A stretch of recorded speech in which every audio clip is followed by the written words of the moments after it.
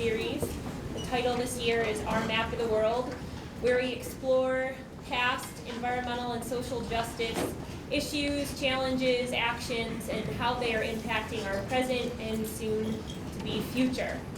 The reason for this week's lecture was in terms of our general theme for the semester and trying to look at actions, challenges, issues that have happened in the past and how to apply them to the present and the future. We thought where better to look at what we've done in the past and going forward in the future than with promises that we've made in terms of legal frameworks regarding specific natural resources. And here in Western Montana, we are part of a larger discussion with regards to one of these types of legal frameworks, the Columbia River Treaty, which is what you're going to hear about tonight. The 1964 Columbia River Treaty, as we are going to learn more about this evening, was a treaty between the U.S. and Canada to manage the Columbia River Basin primarily through infrastructure and hydropower development. The treaty at the time did not specifically address many ecosystem challenges and natural resource concerns, and more importantly, did not involve the indigenous groups that had treaty rights to the lands in which those waters flow. And so we're going to hear tonight about how that original story and what has happened can be applied to what is happening right now and will be happening in the future. Tonight's speaker is Dr. John Osborne. John is with the Ethics and Treaty Project at the Center for Environmental Law and Policy. He's a physician and a conservationist. Through his From Bedside to Streamside work in ethics, he has encouraged the adaptation of ethical conflicts, resolving models from patient care to those involving humans and nature. In 1985, Dr. Osborne worked with ethicist Johnny Cox to develop the ethics training program for resident physicians at Providence Sacred Heart Medical Center. In 1991, he was asked by Spokane VA Medical Center leadership to establish the ethics consultation program. In 1997, along with ethics consultant Rosemary Volkrecht, he co-founded the Regional Ethics Network of Eastern Washington, RENEW, that wrote and piloted Washington State's physician order for life-sustaining treatment. Dr. Osborne coordinates the Ethics and Treaty Project for the Center for Environmental Law and Policy and the Sierra Club. He is also working to advance suicide prevention for veterans, youth, and indigenous communities, serving on the boards of the QPR Institute and the Liv Wilder Foundation. Tonight, he is going to present a discussion titled Modernizing the Columbia River Treaty, the Columbia River as an international case study in ethics and water. With that, I would like to welcome Dr. Osborne to our lecture series.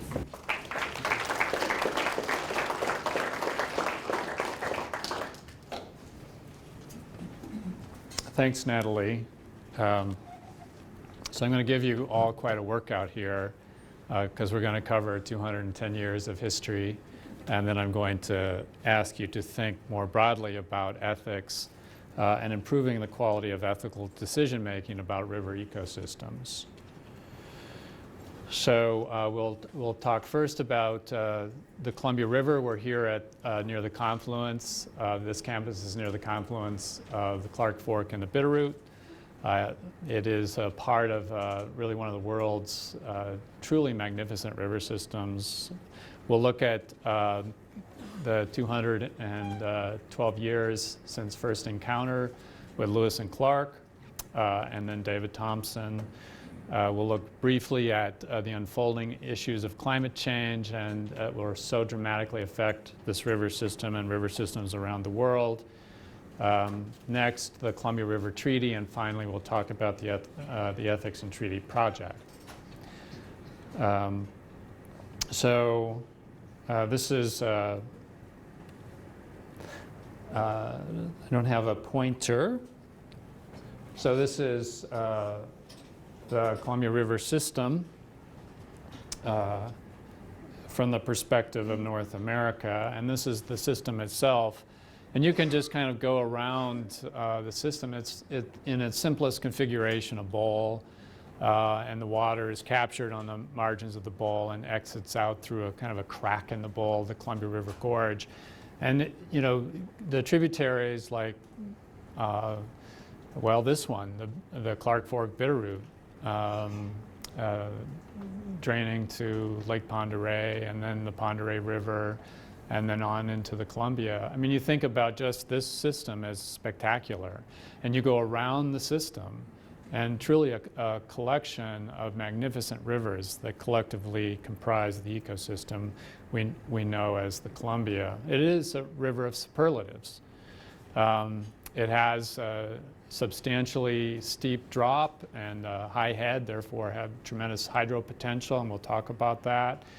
It's 1,240 some miles long, covers an area, the watershed covers an area the size of France. And the northern reaches of this watershed produce a significant amount of the water. And because of the Oregon Treaty of 1846, that water abundant part lies in British Columbia. So it's useful, I think, you know, in medicine, when I'm taking care of patients, diagnosis is the first step to treatment, and a careful history is the first step to diagnosis. And when you're dealing with a river ecosystem like the Columbia, it's useful to be systematic in your approach in terms of the history taking. And so some of the layers of history, those thousands of years from time immemorial that people lived in dynamic equilibrium with the river.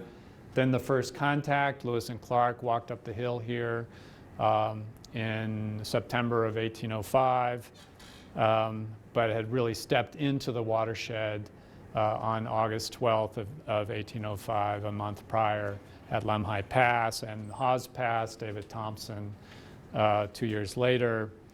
The drawing of often unworkable political lines on the map, negotiators in London and Washington, D.C., creating the Treaty of Oregon, 1846, unworkable state boundaries superimposed on the U.S. side of the watershed, 1889, 1890, President Cleveland's mistakes.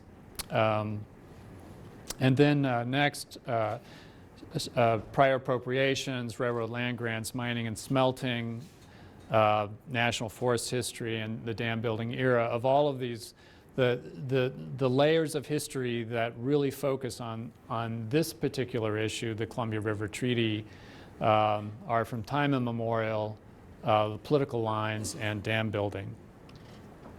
So I think it is worthwhile remembering that during that time of first encounter, people walked into a watershed that worked. This watershed was one of the richest salmon rivers on earth. This quote from a U.S. Supreme Court, U.S. versus Winans, salmon fishing was not much less necessary to the existence of the Indians than the atmosphere they breathed. If you talk to these salmon people, you will hear still today how tremendously important salmon are to them. Hugely important to their subsistence, to their diet, hugely important to their culture. It's who they are. And it's not surprising given the perhaps thousands of years that these people lived with the salmon and depended upon them. These photos are from there to your left and above Kettle Falls, which is now inundated by Grand Coulee Dam, drowned, and then Celilo downriver, drowned by the Dalles.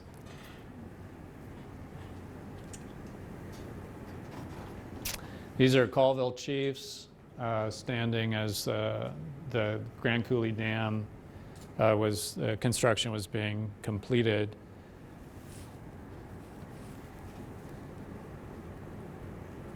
And the system today, there are 274 hydro projects in the basin. So I want you to think about this. In 212 years since Lewis and Clark walked up that hillside to Lolo Pass, the richest salmon river on earth has been exchanged out for an integrated hydropower system with profound consequences. Or another way to look at the Columbia River, as the U.S. Army Corps of Engineers looks at this river.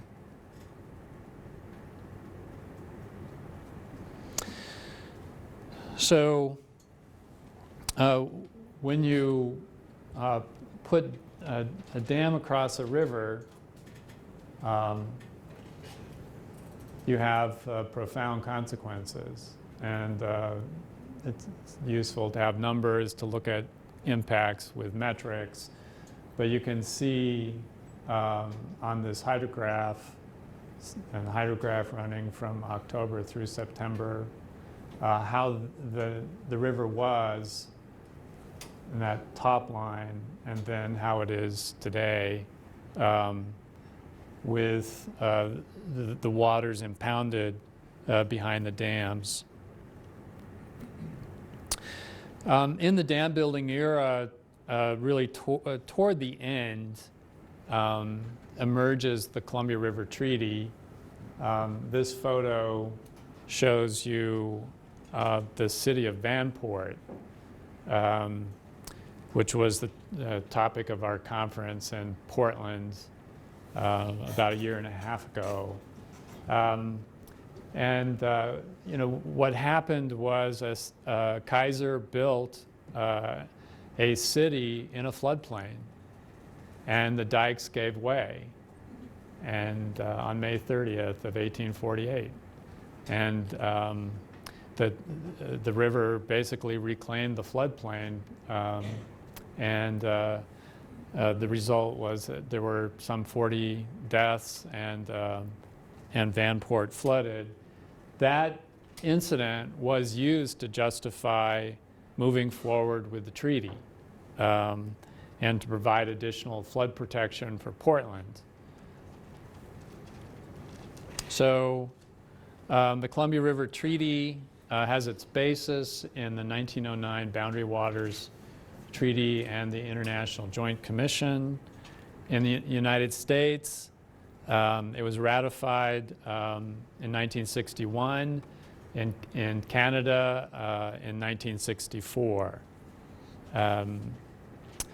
It's remarkable that there was no consultation. There's virtually no consultation with the communities, but remarkable that there was no consultation with the indigenous communities, with the tribes and First Nations.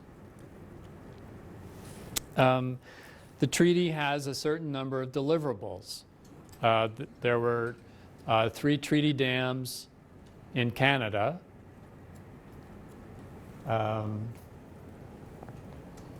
Let's see, there's Mica. Mica's up at the very top. Arrow and Duncan. Actually, Arrow is down here. It's also called Kingsley Side and Mica. And then in the United States, in Montana, the Libby Dam.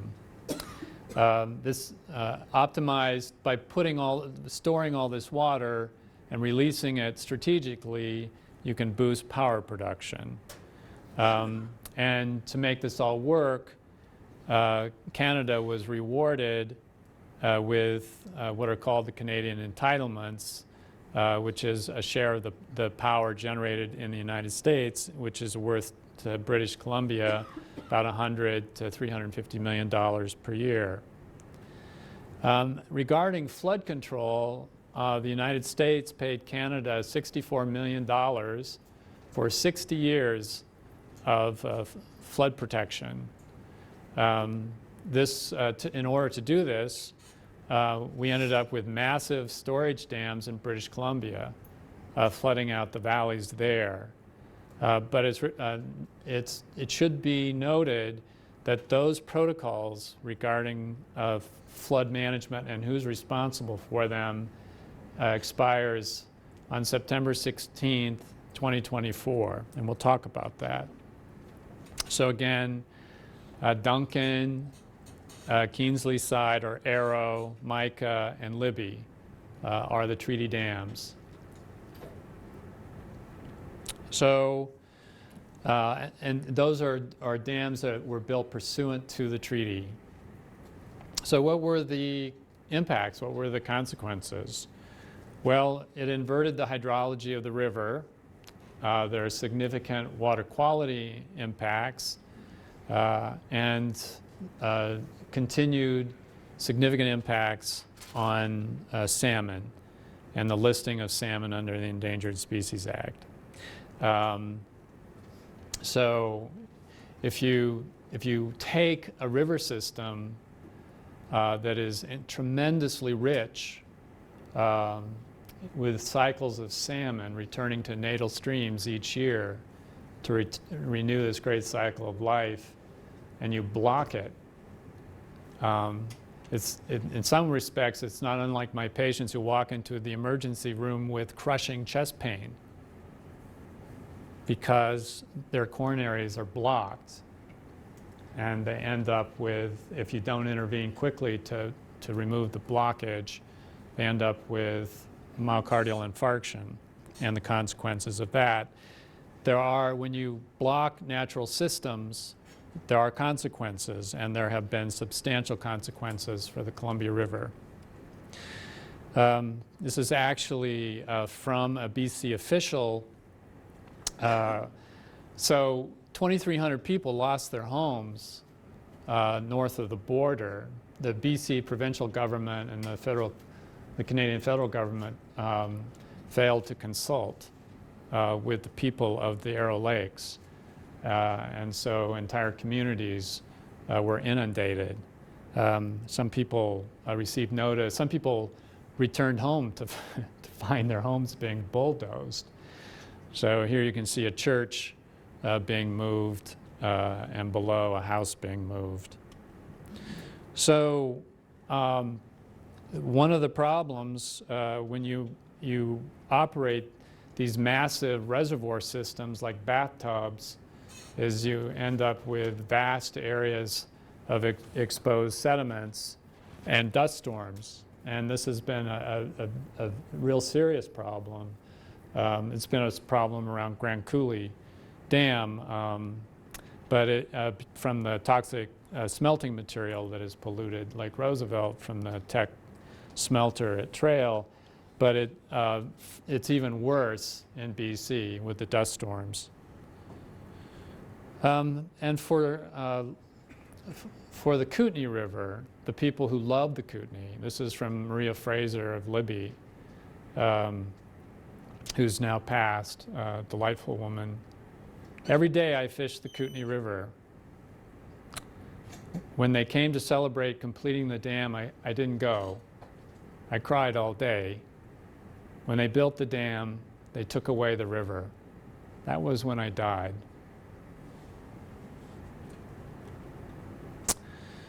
There are benefits, and I think it's important that, in the weighing process that, we do look at the benefits. There have been no floods since the treaty dams were built. Power generation is optimized in this system, and that generates money. There are justice issues with this. There are winners, and clearly there are clear winners and losers in the way in which the system is operated, and a substantial amount of the money flows out of the region, so that the impacts are felt here in the region, and particularly the Upper Columbia, and the benefits, many of them accrue elsewhere. Hydropower deliveries occur throughout the West, including the intertie to California, water made available for irrigation, and of course infrastructure and economic development. All benefits. So things will change in 2024 on September 16th. This is the way the treaty is written. So up until now, the United States effectively controls how those dams are managed. The treaty dams are managed in British Columbia. But after that date, that's no longer the case. And so we move from assured flood control for the United States to called upon flood control.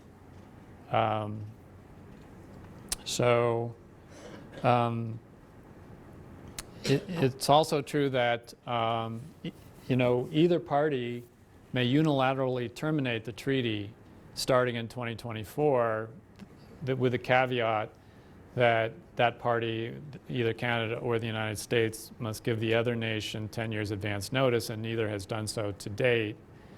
And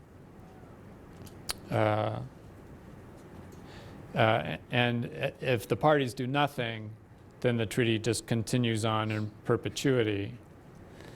So again, I just want to call attention to what this change that will occur in 2024 when we move from assured to called upon flood control management. So this is a significant issue, and this is one of the reasons why there is interest in negotiating on the treaty. Because if, for example, Mica, Arrow, or Duncan don't provide flood control for Portland, then the United States will be looking at Hungry Horse and other reservoirs throughout the system on the U.S. side to provide that protection. So, and then fish passage. This map shows areas where salmon can still access habitat, and those areas that are now blocked. We've talked briefly then about the past 212 years since Lewis and Clark, and then 210 since David Thompson, and we'll now look into the future with climate change, and actually the future is here. This diagram from the University of Washington Climate Action Group, basically noting that snowpack is already decreasing and has been since the 1950s. And I assume most of you are from this part of the country, and you know that when the streams get low is in August and September. That's when the demands are so high on the waters of the Columbia River. So climate change will exacerbate that. It moves the hydrograph, and so we'll get flow earlier and have less water available when the tensions are highest over water. And I think summer before last, 2015 was a harbinger of things to come, when we had a lot of rain and not much snowpack, and the flows were extremely low and temperatures high throughout the region, with consequent impacts on fisheries and other life depending on rivers and streams. So in terms of where we are with treaty negotiations, British Columbia and the United States have completed recommendations. The U.S. has approved negotiations. They signed off on their Circular 175 last fall, and they have appointed a negotiation team. Brian Doherty is the United States negotiator leading that team. We're still waiting for the Trudeau government to move forward with agreeing to negotiations and appointing a team. Next, I want to talk about the tribes, because in this story, the tribes have played such an important role. This map is from the Columbia River Intertribal Fish Commission, and it shows you not only, again, those areas where passage for salmon is blocked by dams, but it also shows you where tribes and First Nations are located. And this map is available online through CritFic. So the tribal response, the 15 tribes with management authorities in the Columbia River Basin did something historic. They put aside their differences and created the Common Views document. That is the position of the tribes. They convened and guided the U.S. sovereign review process, and the result is that the United States position is to pursue a new and third purpose of the treaty, ecosystem function, that would be co-equal with hydropower and flood risk management. So if you want more, you can Google ecosystem function from the tribes, and where they will provide extensive detail. But let me just be succinct and say, in general, ecosystem function means reconnecting rivers to floodplains, providing adequate flows for fish, providing passage for salmon and other migratory fish currently blocked, adapting the entire hydropower system in a way that improves resiliency in a time of climate change, and then also addresses governance, and that is who speaks for the river. Right now, the agencies who speak for this river are, no surprise, for hydropower, BPA, and for energy, for flood risk management, U.S. Army Corps of Engineers. Those two agencies comprise what is called the U.S. entity. There is no voice for the river. I want to turn finally to the ethics in the Columbia River and talk about the Ethics and Treaty Project. My discussion will also include our declaration on ethics and modernizing the Columbia River Treaty, and also One River Ethics Matter, which is a multinational conference series that has included interests from both Canada and the United States, as well as tribal and First Nation sovereigns. And I would stop at this point to also add that in this discussion, I do not speak for tribes or First Nations. Regarding the Ethics and Treaty Project, there are two foundations for our work. One is the tools that we use every day in our ethics consultation services in hospitals. And the second is the Columbia River Pastoral Letter, which was signed by the Roman Catholic bishops in both British Columbia and the United States. And this work is inspired by a conference that was co-hosted by the University of Montana and the Confederated Salish and Kootenai tribes that was held in Polson, Montana in October of 2012. So briefly, when we are presented with an ethics case, often we will use a model that's been developed by Al Johnson and others called the four-box method, sometimes called the Johnson method.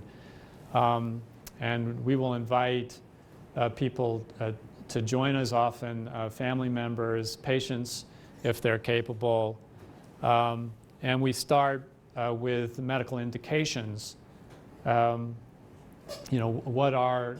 the history of physical exam, laboratory, what's the diagnosis, and what are the conflicts? In our system, patient preferences, the ethical principle of autonomy, is often kind of floats to the top as being paramount. There are always contextual or external features, regulations for whether state or federal, funding issues, and quality of life, which can be a challenge to determine when we're working with patients, particularly those who are in extremis. when we move from the bedside, working with patients, to the stream side, working with impaired river ecosystems, there are similarities, there are also differences. Conflicts of interest become apparent, and so even in both settings, disclosure is important when people have conflicts of interest. And also, just as patients, say, an elderly woman who comes into my emergency room may not be able to speak for herself, so too do we face this challenge of what happens when life that is impacted lacks the ability to communicate or lacks decisional capacity.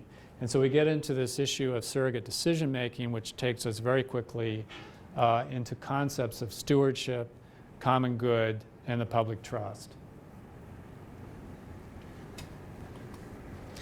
A second foundation for our work is really a remarkable document.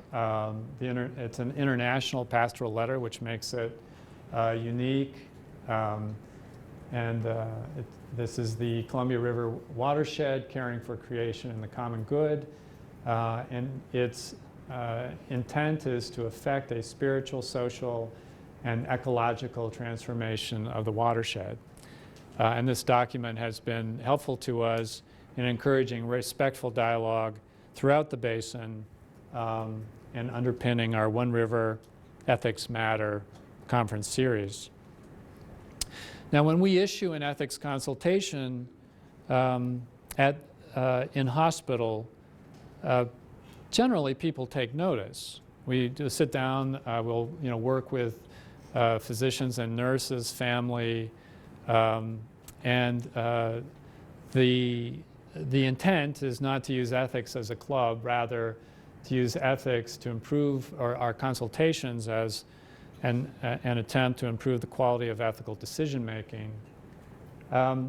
So when you move from the bedside to the stream side and do an ethics consultation for a river ecosystem, particularly as it relates to the treaty, the tendency is that that consultation collects dust. No one pays attention.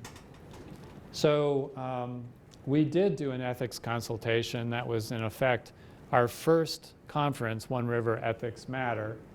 And that conference and the months leading up to that conference generated the ethics consultation in the form of a declaration, the Declaration on Ethics and Modernizing the Columbia River Treaty.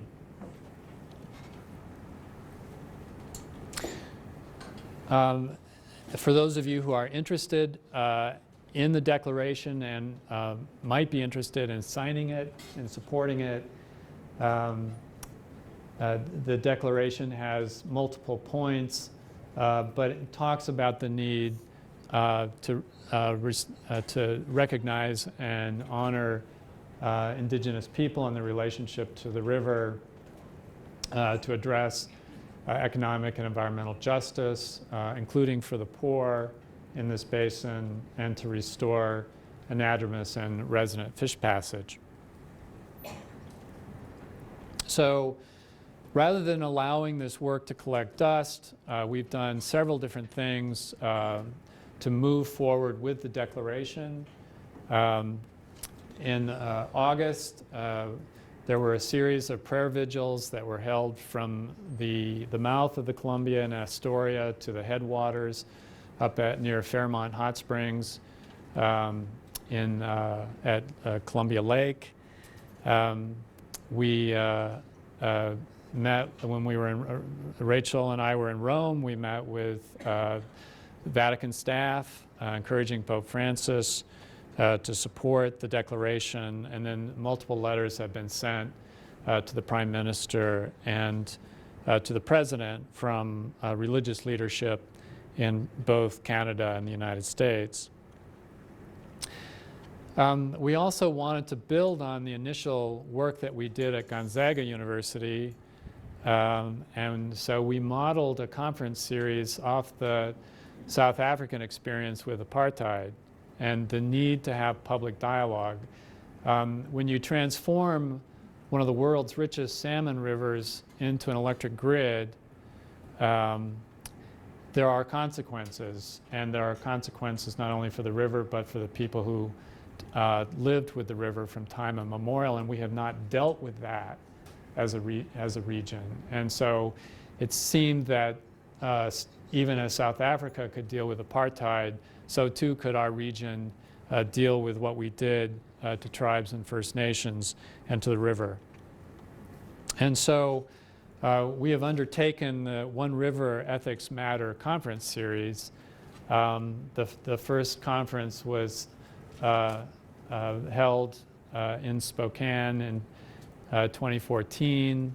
There the focus was on Grand Coulee Dam, and as I mentioned, the pollution flowing in from British Columbia, the Teck smelter at Trail, as well as the blockage of salmon, and I think also kind of forward-looking and solution-oriented what we can do given what we have inherited, and the efforts led by the tribes to provide passage to get salmon above Grand Coulee Dam.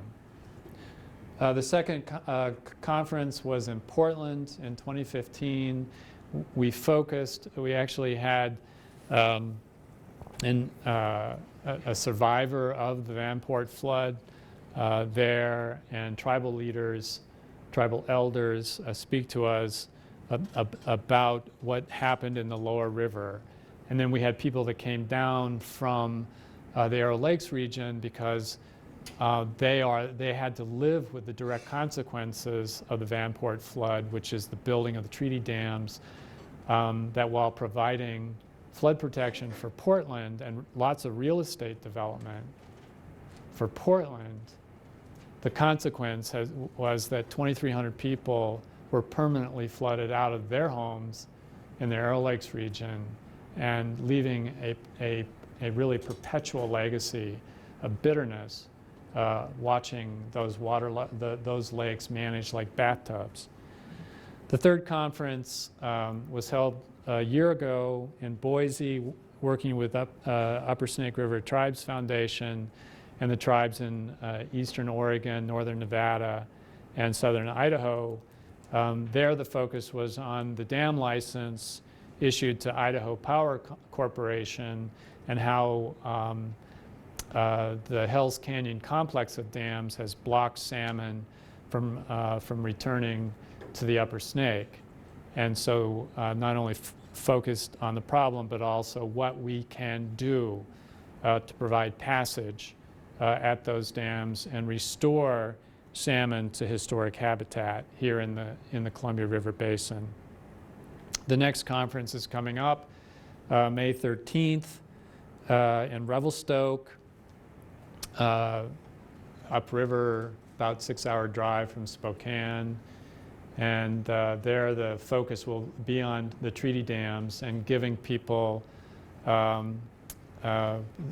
those people who lost their homes, as well as First Nations, the microphone, and giving them the opportunity to talk about what they lost and a way to communicate with their provincial and federal government. And we are hopeful that there will be a fifth conference here in western Montana. There is interest both from the Confederated Salish and Kootenai tribes, as well as the University of Montana, in hosting such a conference.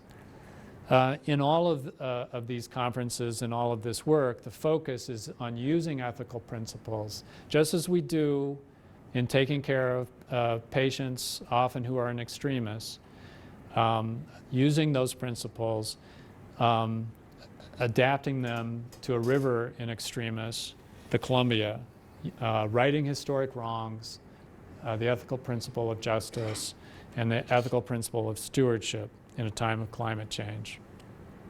So I would leave you with this quote from Bishop Jessica Christ of Montana, and the photograph from the headwaters of the Columbia River in British Columbia. The Columbia River is the historic lifeblood of the tribes who lived in its watershed from time immemorial. Rivers are the lifeblood of the planet. Thank you.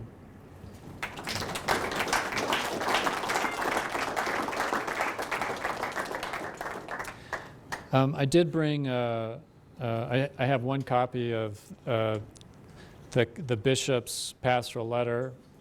You're welcome to look at it. It's also available online. And I don't think I brought enough copies of the declaration for everyone here.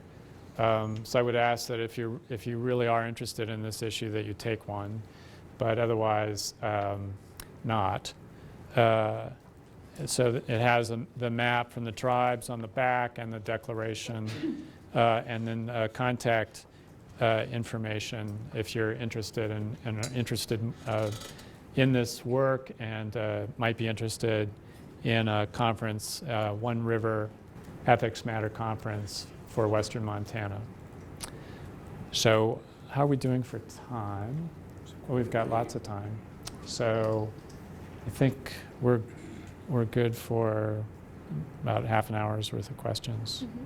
So good. So I will take any questions, or we can all go early. No.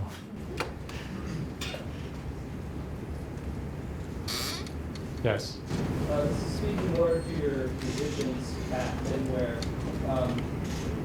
when you talk about the river being having spiritual benefits and stuff, for speaking from the First Nations, do you know of any evidence or anything of healthier rivers having health benefits to local communities, anything like that? The question is, do healthier rivers make for healthier communities? So one of the issues that I have worked on over the years is the Spokane River and its tributary, the Coeur d'Alene. The system is profoundly polluted. And when you drive from here to Spokane, you drive through that watershed, and unless you know what you're looking at, the pollution is not colored fluorescent orange. If it were, you would be shocked, because so much of it would be orange. You can't see it. But the concern has been exposures to the mine wastes and from many different entry points. So there, the pollution, lead, cadmium, zinc, and arsenic. In the lower river, the pollution concerns include PCBs and PBDEs, some of the highest levels of those pollutants in the state of Washington are found in that river. And so there are actually warnings from the Department of Health that are posted along the river in multiple languages, because we have a diverse and sizable immigrant community in Spokane. But the health effects of these pollutants are fairly well documented, and so so do healthy waters make for healthy communities? I would maybe approach that by saying, well, it's clear that there are certain toxins that heavily pollute the waters of this region, where there is a substantial body of medical science showing the causal association with disease. Question? So after the dams were put up, the response decreased salmon, hatchery, increased hatchery production. And it's really well documented now the genetic impacts of hatchery salmon on native salmon. In fact, it's Park and Fish and Wildlife lost a lawsuit to Native Fish Society regarding the use of hatchery fish in endangered species. So as you move forward with evaporation, is there anything about hatchery production that's going to be mentioned? Hatchery production in Columbia tributaries is having an impact on not only endangered species but historically native brand of that species. So, correct me if I'm inaccurate, but the question is, has to do with genetic impacts of hatchery fish and whether, as we attempt to provide passage for fish and reopen areas that have been closed, whether there is a potential danger to wild stocks. If you're going to include the impact of hatcheries, as hatcheries are a direct consequence of dams, as you move forward into repairing the ecosystem. Yeah, maybe the way to try to answer that is that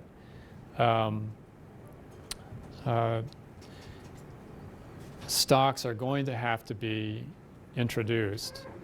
There is no other way. There are no wild salmon that I'm aware of. And I would say, first of all, I'm an internist, not a fisheries biologist. But my understanding is that those wild stocks were lost. And what comes to mind for me is Grand Coulee Dam. And so when they, those salmon would come to the base of the dam, and as they have for so long, and they couldn't go further. So what do you do? What are the options? If we are going to restore salmon, we are necessarily going to have to introduce salmon above the dam. And I think that are the tribes concerned about genetic diversity and protecting wild stocks? I mean, when I meet with tribal leaders, they certainly are. But beyond the specific impacts, I don't know. I can't really address that. So, question. I'm wondering if sort of how this treaty is negotiated may change with, I guess, in our country and in Canada, changing administrations. Should I start over? Did you get most of it?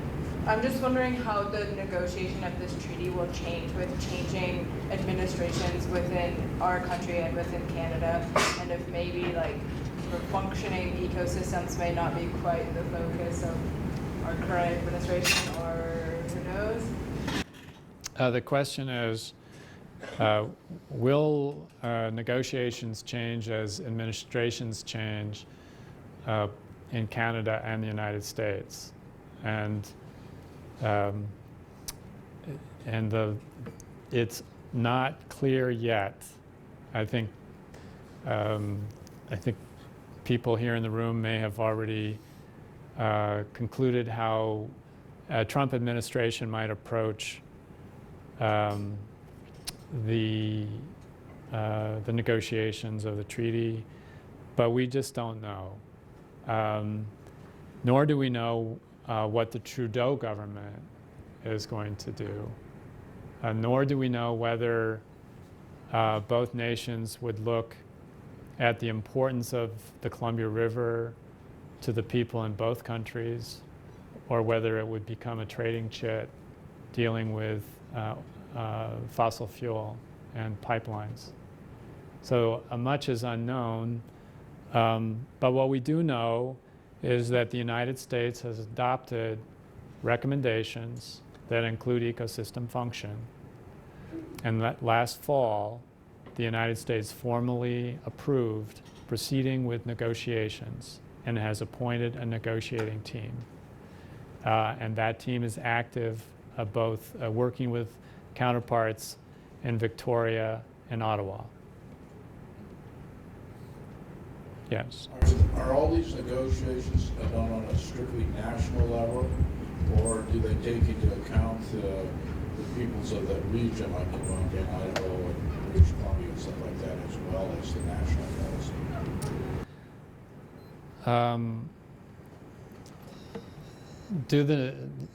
The question is, do the negotiations take into account just the nations, the two nations, or are the interests of people here in the region included?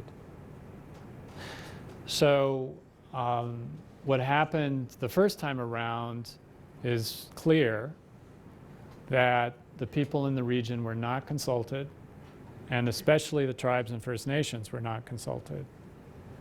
To date, there is a good record of consultation of efforts by the United States to work with the tribes. Not perfect, stark in comparison to the first time around. The situation is not so good north of the border, based on my discussions with First Nation staff and leaders. So when we met with the State Department back in Washington, D.C., what we heard was that when negotiations take place, they will take place between the United States and Canada. That's who's going to be in the room. Outside the room is a question. And the hope is, certainly we expect that the utilities, of which there are many and have been very involved in this issue, that the power industry is going to be close at hand. I guess the hope is, and perhaps the question is, the extent to which tribes, First Nations, and the people of the basin will participate in these negotiations, and if so, how. So since we're not negotiating at this point, we're moving forward to that, but we're not there yet, so we don't know the answer to your question. We'll know once negotiations start. Question in the back? Before the tree dams went down, was Portland ever at risk in a flooding event, since most of Portland is not a floodplain? It's like this whole thing that this is to support, protect Portland from flooding, is kind of like The question is, before the treaty dams were built,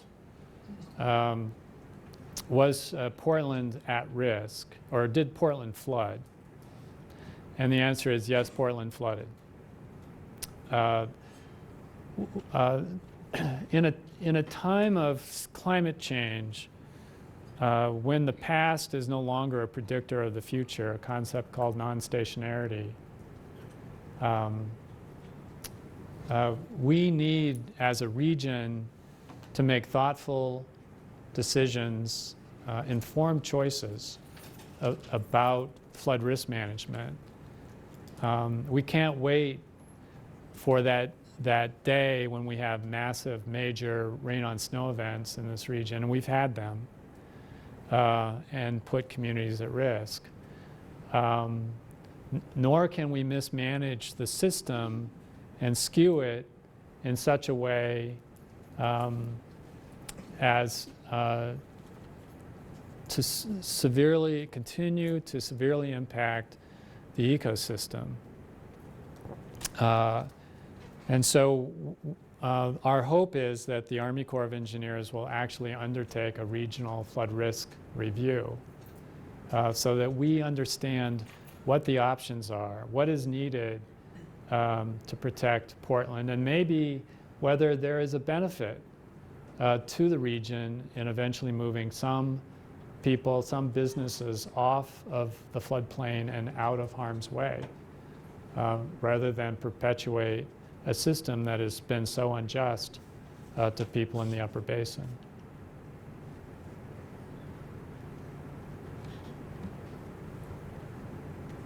Okay. Another question? Yeah, is this treaty control the removal of dams in that basin? I know there's been some talk of dam removal occasionally. Is that limited by the treaty? The question is, does the treaty limit the removal of dams in the basin? And I assume that you are particularly interested in the lower Four Snake River dams, and the answer is no.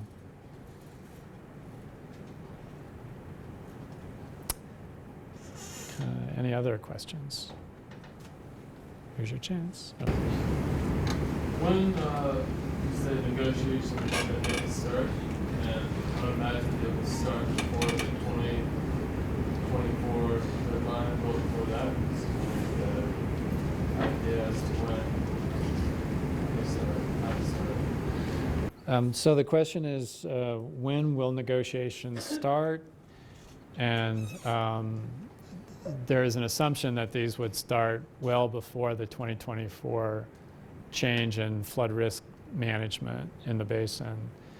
The Trudeau cabinet was supposed to have taken up this issue starting in January. I don't know whether they did that or not. And so, but as far as I know, there has been no decision yet by the Trudeau government to move forward. The problem I think we can all recognize is you cannot kick this can down the road, because there is something ahead of us, and that's September 16th, 2024. At that point, the management of the system, unless we change it, the management of this system will change, and flood risk responsibility will transfer from those great big storage reservoirs in Canada to our smaller reservoirs, with exception here in the United States. And so if you think about Hungry Horse, Dvorak, if you think about maybe, and there is not agreement between Canada and the United States about which reservoirs will be impacted, but it's potential that a substantial number of reservoirs in the basin will be impacted. So it is unwise to kick the can down the road because there is the potential for very disruptive consequences, particularly in the United States. Just quickly, you talked a little bit about the benefits of the dams. Could you put a number on the energy production of that? I mean, it's a tough question for all the dams. Say you were snapping your fingers and it would disappear, coming to a whole benefit. The question is, what is the power benefit of all of the dams? I do not know the answer. What I can tell you is that the hydropower benefit under the Canadian entitlement for Canada, for British Columbia, is valued at $100 to $350 million per year. So that is that's a calculated number, but it's 50% of the estimated generated power that results from the storage in British Columbia. It's a downstream benefit that accrues to the upstream partner. And that power is not provided as dollars. It instead is provided as power. So we ship power at the request of British Columbia to British Columbia, and then it's available to them to use or sell.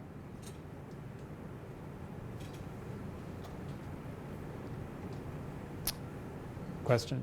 I was curious how the negotiating team for the United States was put together, and who kind of got that ball rolling. Question is, how was the negotiating team put together for the United States? And I would say right now, we have one person who leads the effort, and his name is Brian Doherty, and he is a career State Department official. That's about as much as I can tell you. So, question? Do the tribes have any rights to the waterways, or do they own any of them? The question is, do the tribes have rights to the waterways? Do they own them? Yes, they do have rights. They have legal standing. An example, we just last Friday night, we honored the Coeur d'Alene tribe for their advocacy in cleaning up the Coeur d'Alene Basin mining and smelting pollution.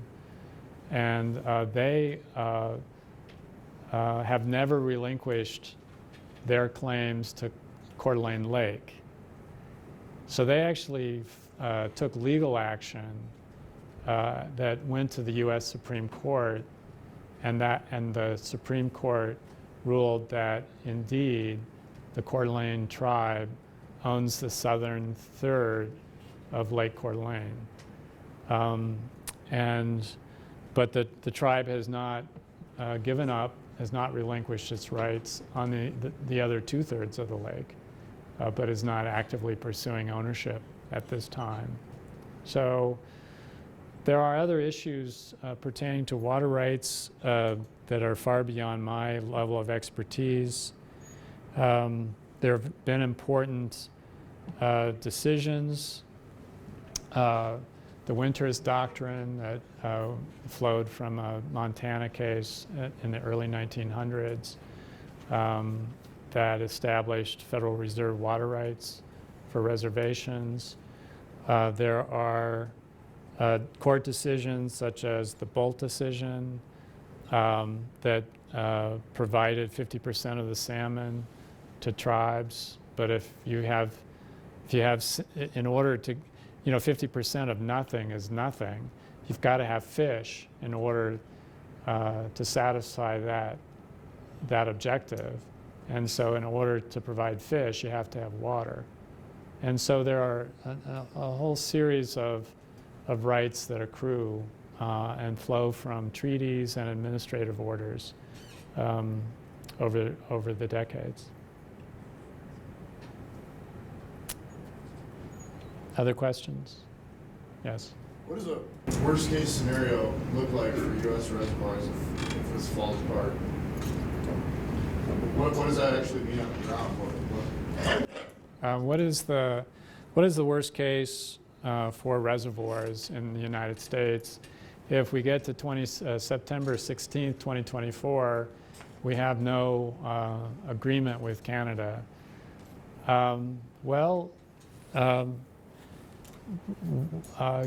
Reservoirs are managed for various purposes, but from the perspective of flood management, it would require that water that would otherwise be in a reservoir be released in order to capture the spring freshet. And particularly, if we have a high snow year like this year, that could be a significant problem if all of the storage responsibilities would rest with U.S. reservoirs. And so you'd have to draw those reservoirs down very low. That's a significant problem for resident fisheries that would lose access between a reservoir and spawning and rearing habitat. That would be a problem for recreation industries. some of these dams were marketed as providing recreational opportunities, and some in fact have, others not so much. And so you've got marinas and lakeside cabins, whatever, that would suddenly be docks stranded on mud flats. Just, you saw the picture of the mud flats up at Mica.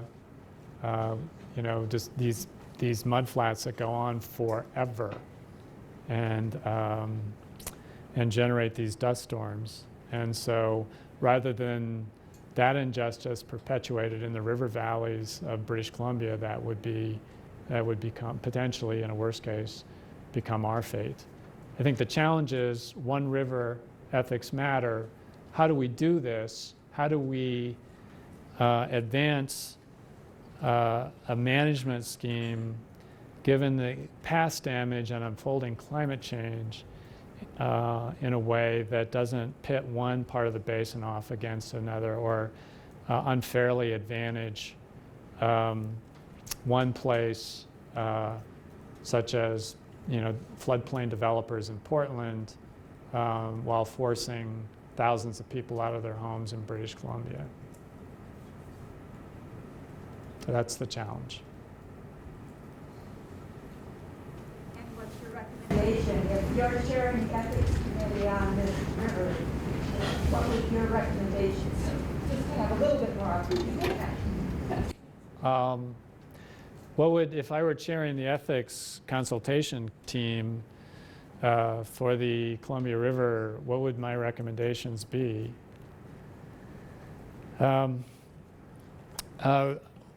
I would, what we typically do in a consultative setting is that we bring in the experts. And I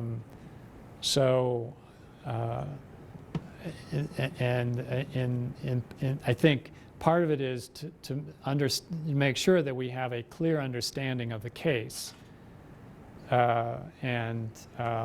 If there are differences in the kind of the medical management of a patient, then that needs to be made clear to the consultation team. Okay? We assume that there are not conflicts of interest. We assume that there isn't a payoff for a physician who's managing a patient in the intensive care unit, for example. When you move to a river system, that's more of a challenge because there are conflicts of interest. People are paid to have an opinion. So that happens, those disclosures need to be acknowledged up front. So first of all, I would say in doing a consultation, if I were chairing the consultations team for the Columbia River, the first thing I would do was to make sure that we had the information sufficient to make informed decisions. We don't have that yet. We do not have a flood risk. For example, we do not have a regional flood risk review. We don't understand how it is that this system could be better managed to protect the communities of the upper basin while still protecting Portland. And then the other is, I think, a full examination of the ethical principles in play. And in this case, making sure that in the patient care setting, I mean, someone comes into the emergency room who's had a stroke, one of the first questions I ask is, can this patient make decisions for themselves? Because if they can't, that's a problem. I, as the treating physician, do not make decisions for my patients. They make their decisions. My job is, in part, is to be their advisor. And if they are unable, if they lack decisional capacity because of a dementing illness or because of a stroke or head trauma, or they're septic, whatever, then that's a challenge, and I need to turn to. I take care of veterans. They're mostly elderly male, so often it's the wife who's at the bedside, or a child. So this becomes a significant problem. This concept of surrogate decision making becomes a significant challenge when you're dealing with large number of living things that have no voice. There are a lot of people that don't have a voice in these decisions. It gets to the question about who's in the negotiating room. There are a lot of people who are impacted by the Columbia River Treaty. How now, both human and non-human, and there are generations unborn who will inherit the consequences of the decisions that we make, just as we have inherited the decisions that were made before us. So how is it that we respect those voices? How is it that we work to ensure that we give voice to the voiceless? And that gets to, in many ways, the same way that we take care of, someone's mom who is demented and can't speak, or is totally confused, is the same way that we have to address this concept of surrogate decision making for a river system and those who depend on it. And again, that takes us to the common good, stewardship, and the public trust doctrine. How do we satisfy the common good? In the same way, how do we satisfy patient preference when someone can't speak to us? How do we satisfy our stewardship responsibilities for those who have no voice? It's the same whether you're dealing with in the gurney with someone who can't speak to you. The same way that we struggle with trying to understand what the voices are for those who don't have a voice.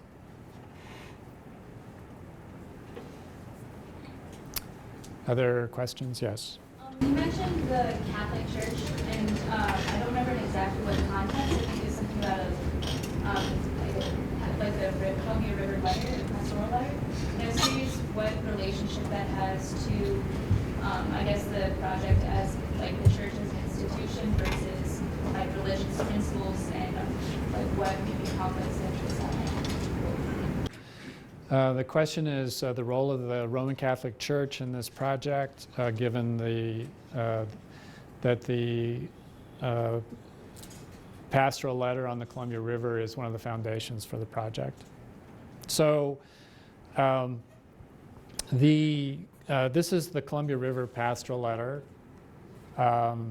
and we used this document to frame, to structure the conferences. And there are four elements to the letter. Rivers of our moment, rivers through our memory, rivers of our vision, and rivers as our responsibility. And so we usually ask both for that first panel, rivers of our moment, where are we today? We have asked a religious leader as well as a tribal elder to give their perspectives on the ethical relationship to water, and more specifically to the river. The second panel, rivers through our memory.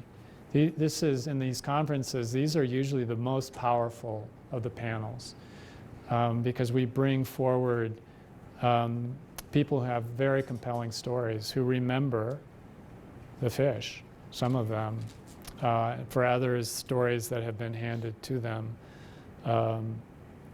And they will tell the stories of the importance of the salmon to them. And I gave you that Supreme Court quote. I mean, it is, when you talk to these people, I don't know how many of you have talked to tribal people about the salmon. This is so important to who they are. It is tremendously important. And And so we hand them the microphone, something that hasn't been done much in this region, to give them the opportunities to tell their stories. The third panel, Rivers of Our Vision. What do we want? We talk about, the challenges we face of climate change, the melting glaciers, the changing hydrograph, and our opportunities, modernizing the Columbia River Treaty, changes in governance. And then finally, Rivers of Our Responsibility. And so there, we usually have brought forward, that's kind of the scientist panel. And then we close, we've done different things for that fourth panel, Rivers of Our Responsibility. In Portland, we had people from different faiths who came forward and talked about their faith, how their faith views our ethical duty to rivers. And then often Pauline Terbasket, who is a leader of the Okanagan Nation Alliance up in British Columbia, is just tells this wonderful story of how her people have restored salmon to the Okanagan. I mean, I can't, it's hard to impress upon you how important this is to these people. Suicide rates on these reservations are high. I mean, the things that have been done to these people, it's just been devastating. Talk about resilience. And, who's leading the effort on behalf of the river and the salmon? It's these people, these 15 tribes and the First Nations. So Pauline will get up there and tell this story about her people bringing the salmon back to the Okanagan and what that has meant to them. So there are many values to this document, but one value is that it has provided us a way to engage in respectful dialogue and to structure a conversation about what happened and what now needs to be done.